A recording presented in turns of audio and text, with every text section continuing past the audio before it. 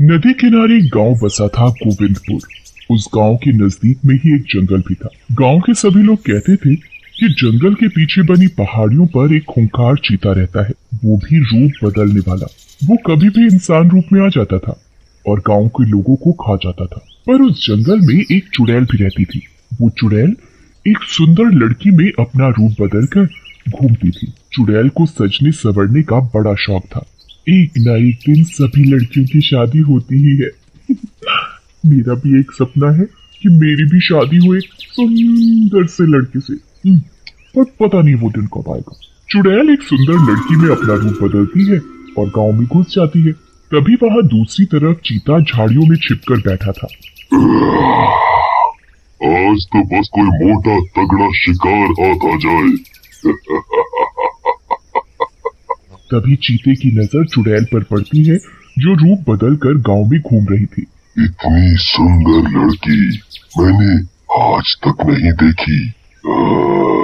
चीता इंसान रूप में चुड़ैल के पास जाता है। दोनों एक दूसरे को देखते ही रहते हैं बस, और दोनों को प्यार हो जाता है। तुम बहुत सुंदर हो, तुम्हारा नाम क्या है?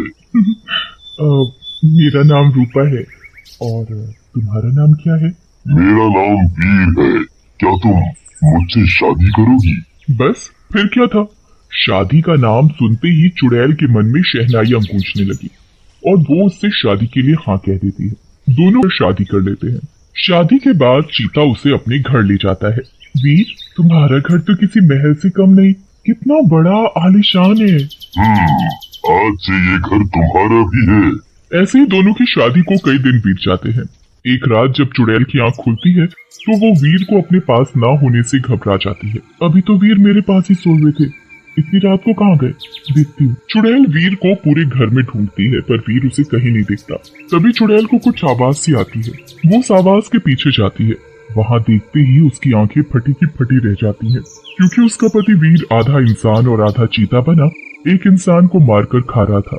ये सब क्या है? वीर ने मुझसे झूठ बोला, मुझे धोखा दिया। वो कोई साधारण मनुष्य नहीं है, वो तो कोई मनुष्य के रूप में चीता है। अब मैं क्या करूं? ये तो मुझे भी मारकर खा जाएगा। चुड़ैल को उस वक्त कुछ भी समझ नहीं आता, इसलिए वो चुपचाप अपने बिस्तर पर आकर सो जाती है। सुबह होते ही चुड़ैल चीते से पूछती है, वीर, अगर तुम मुझे सच में बहुत प्यार करते हो तो तुमने मुझसे छिपाया क्योंकि तुम एक जानवर हो जो कभी भी अपना रूप बदल सकता है, और मैंने तुम्हें किसी आदमी को कच्चा खाते हुए भी देखा है। अच्छा, आखिर तुम्हें पता चल ही गया कि मैं एक जानवर हूँ। पर रूपा, मैं सच में तुम्हें बहुत प्यार करता हूँ। अगर तुम मुझे सच में प्यार करते हो तो लोगों को मारकर खाना छोड़ दो। नहीं, ये कभी नहीं हो सकता। मैं धीरे धीरे गांव के सभी लोगों को खा जाऊंगा। मैं तुम्हें ऐसा कभी नहीं करने दूंगी। मैं उन सभी भोले भाले गांव वालों को बचाऊंगी। तुम ऐसा कुछ नहीं करोगी। मैं चीता हूँ, चीता, जंगल का सबसे खतरनाक जानवर। रूपा उसकी एक नहीं सुनती और तभी रूपा गांव में जाती है, गांव के लोगों को आगाह करने। सुनो सुनो सुनो गांव वालों, सुनो, सभी अपने अपने घरों से निकलो, मैं तुम्हें एक बहुत जरूरी बात बताने आई हूँ। रूपा की आवाज सुनकर गांव के सभी लोग वहाँ इकट्ठा हो जाते हैं। क्या हुआ? क्यों चिल्ला रही हो? और कौन सी जरूरी बात है? बात यह है कि जंगल में एक चीता रहता है और वो ही आए दिन गांव के लोगों को उठाकर ले जाता है और उसे अपना शिकार बनाता है, उसे मार कर खा जाता है।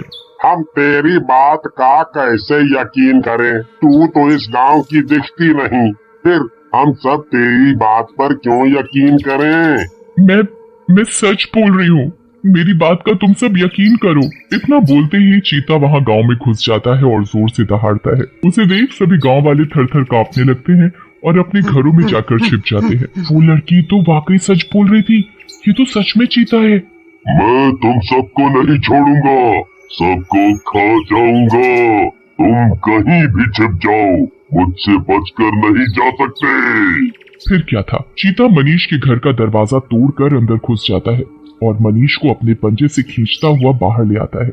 बचाओ, बचाओ, कोई तो मुझे बचाओ। छोड़ दे ओ चीते, मैंने तेरा क्या बिगाड़ा है? चुप कर, नहीं तो अभी खा जाऊंगा। मैं इतना ताकतवर हूँ, मुझसे ताकतवर यहाँ कोई नहीं है। मैं यहाँ रोज आऊंगा और रोज एक आदमी को खाऊंगा।